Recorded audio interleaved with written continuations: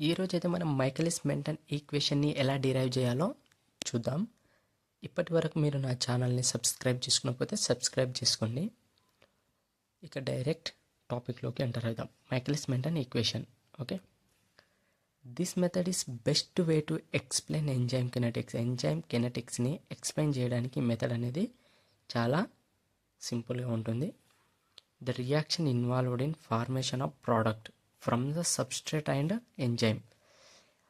Okay, product formation కావాలంటే మనకు substrate and enzyme అనేది అవసరం. ఇక్కడ ఈక్వేషన్ 1ని అబ్జర్వ్ చేయండి. ఇక్కడ ఈ plus S, the forward direction K1, backward direction K2, ఈ ఎస్ ఫార్వర్డ్ డైరెక్షన్ K3, ఈ ప్లస్ పి ఈక్వేషన్ 1గా కన్సిడర్ చేసుకున్నా. సో మనం డెరివేషన్ని డిరైవ్ చేసేటప్పుడు ఇలా ఏమైనా టర్మ్స్ వచ్చినప్పుడు ఆ టర్మ్స్ని క్లియర్గా ఎక్స్ప్లెయిన్ చేయాల్సి ఉంటుంది. అంటే ఈ అంటే ఏంది, ఎస్ అంటే ఏంది అలా. సో ఇక్కడ చూడండి, ఈ అంటే ఎంజైమ్, ఎస్ అంటే సబ్స్ట్రేట్, పి అంటే ప్రోడక్ట్. ఓకే, ఈఎస్ అంటే ఎంజైమ్ సబ్స్ట్రేట్ కాంప్లెక్స్, K1 అంటే రేట్ కాన్స్టెంట్ ఫర్ ఫార్వర్డ్ రియాక్షనే కదా, అండ్ K2 అంటే rate constant for backward reaction K2 అంటే, అండ్ K3 అంటే క్యాటలైటిక్ రేట్ కాన్స్టెంట్. ఓకే, మీరు ఈ డెరివేషన్ని డిరైవ్ చేసేటప్పుడు ఈ ఈక్వేషన్ని ఒక పేపర్లో రాసుకొని పెట్టుకోండి, మళ్ళీ చూడాల్సి వస్తుంది. అండ్ నెక్స్ట్ ఈ గ్రాఫ్ని అబ్జర్వ్ చేయండి. పాయింట్ 1 ఏం ఎక్స్ప్లెయిన్ చేస్తుందంటే, plot A graph by taking time on x-axis and concentration on y-axis as the time increases. ఈ టైం అనేది ఇంక్రీజ్ అవుతూ ఉంటే ద సబ్స్ట్రేట్ కాన్సన్ట్రేషన్ అనేది డిక్రీజ్ అవుతూ ఉంది, సబ్స్ట్రేట్ కాన్సన్ట్రేషన్ అనేది తగ్గుతూ వస్తుంది. ఓకే, ఇది పాయింట్ 1. అండ్ పాయింట్ 2 ఏం ఎక్స్ప్లెయిన్ చేస్తుంది, the time increases the product concentration increases. అంటే టైం ఇంక్రీజెస్ అవుతుంటే ప్రోడక్ట్ యొక్క కాన్సన్ట్రేషన్ అనేది కూడా ఇంక్రీజ్ అవుతుంది, ఈ డాట్స్ది ఇంక్రీజ్ అవుతుంది. And point 3, enzyme substrate concentration increases initially, then after some time it reaches to steady state concentration. CSS is nothing but steady state concentration. అంటే ఎంజైమ్ సబ్స్ట్రేట్ కాన్సన్ట్రేషన్ అనేది ఇనీషియల్గా ఇంక్రీజ్ అవుతూ వెళ్తుంది. ఇట్లా ఒక స్పెసిఫిక్ టైం దగ్గర ఆ ఎంజైమ్ సబ్స్ట్రేట్ అనేది స్టడీ స్టేట్ కాన్సన్ట్రేషన్కి రీచ్ అవుతుందని ఎక్స్ప్లెయిన్ చేస్తుంది.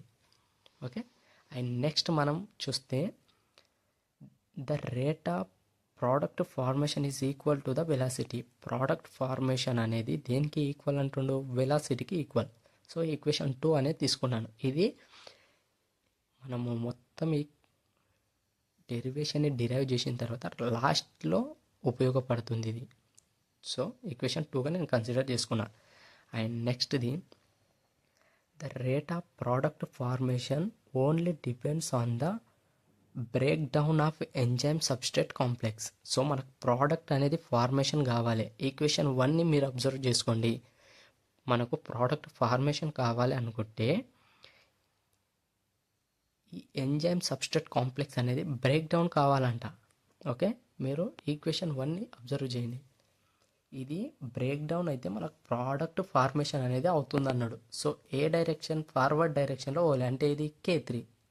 సో అందుకే నేను ఈక్వేషన్ 1ని ఒక పేపర్ పైన రాసుకోండి అని అన్నాను. ఓకే, చూడండి అదే కదా, ఎంజైమ్ సబ్స్ట్రేట్ కాంప్లెక్స్ అనేది బ్రేక్ డౌన్ అయితే ఫార్వర్డ్ డైరెక్షన్లో మనకు ప్రోడక్ట్ అనేది ఫార్మేషన్ అవుతుంది. ఒకవేళ బ్యాక్వర్డ్ రియాక్షన్లో పోతే ప్రోడక్ట్ అనేది ఉండదు, బ్రేక్ డౌన్ అవుతుంది కానీ ప్రోడక్ట్ ఉండదు. సో మనకు అది యూజ్ అవ్వదు. సో ఇది తీసుకున్నాం, ఈక్వేషన్ 3 అని తీసుకున్నాం. అండ్ నెక్స్ట్ నేను ఇది ఒక ఫార్ములా తీసుకున్నాను. ఎలా అంటే dEs/dt is equal to rate of formation of complex. అంటే కాంప్లెక్స్ అనేది ఫార్మేషన్ కావడానికి minus rate of break down of complex. ఇక్కడ బ్రేక్ డౌన్ ఆఫ్ కాంప్లెక్స్ అనేది బ్రేక్ డౌన్ కావడానికి తీసుకున్నాను. ఇప్పుడు నేను ఇండివిజువల్గా తీసుకుంటున్నాను. ఏంటంటే కాంప్లెక్స్ అనేది ఫార్మేషన్ కావడానికి చూడండి, rate of formation of complex DES/dt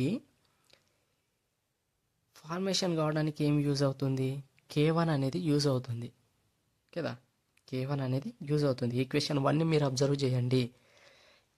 enzyme complex అనేది ఫార్మేషన్ కావడానికి K1 యూజ్ అవుతుంది. సో నేను దీన్ని రిమూవ్ చేసి K1గా తీసుకున్నాను, ఈక్వేషన్ 5 అని తీసుకున్నాను. Rate of break down of complex అనేది బ్రేక్ డౌన్ కావడానికి 2 చాయిస్లు ఉన్నాయి. ఒకటి ఫార్వర్డ్ రియాక్షన్లో K3, ఒకటి బ్యాక్వర్డ్ రియాక్షన్లో K2. సో నేను ఇలా 2 తీసుకున్నాను, forward reaction, backward reaction. So equation 6 తీసుకున్నాను. ఈక్వేషన్ 5th 6thని ఇందాక నేను ఒక ఈక్వేషన్ తీసుకుంటున్నాను అనగా ఈక్వేషన్ 4, దాంట్లో ఈ 2 వాల్యూస్ని సబ్స్టిట్యూట్ చేస్తున్నాను. అప్పుడు మనకి ఏం ఈక్వేషన్ ఫామ్ అవుతుంది, ఇది ఫామ్ అవుతుంది, రైట్.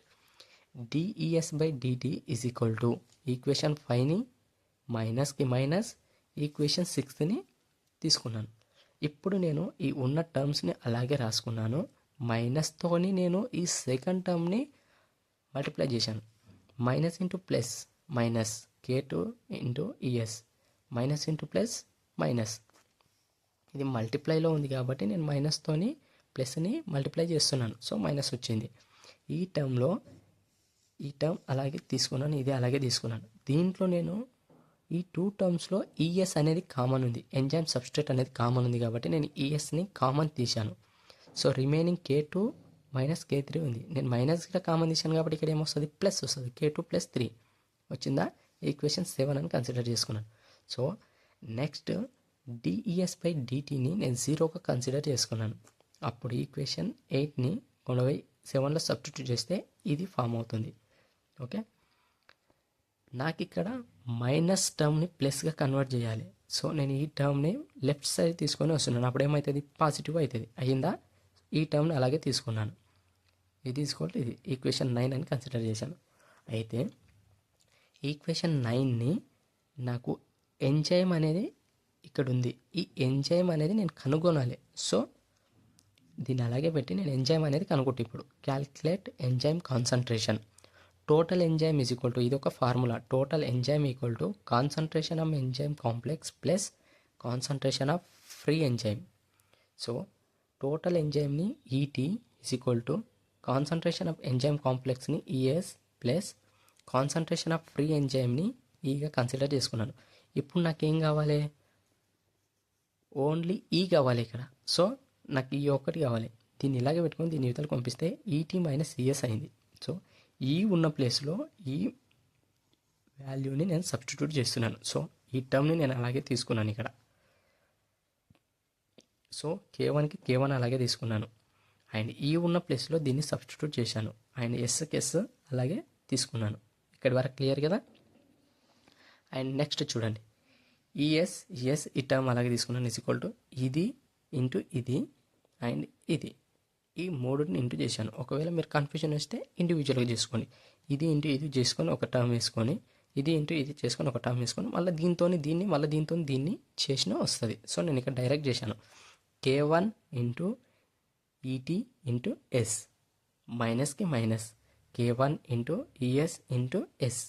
ఓకే, అండ్ ఇక్కడ నేనేం చేశాను, ఈ మైనస్ ఉన్నటువంటి టర్మ్ని నేను పాజిటివ్ కావాలి కాబట్టి లెఫ్ట్కి తీసుకొచ్చాను. ఈ టర్మ్ అలాగే తీసుకున్నాను.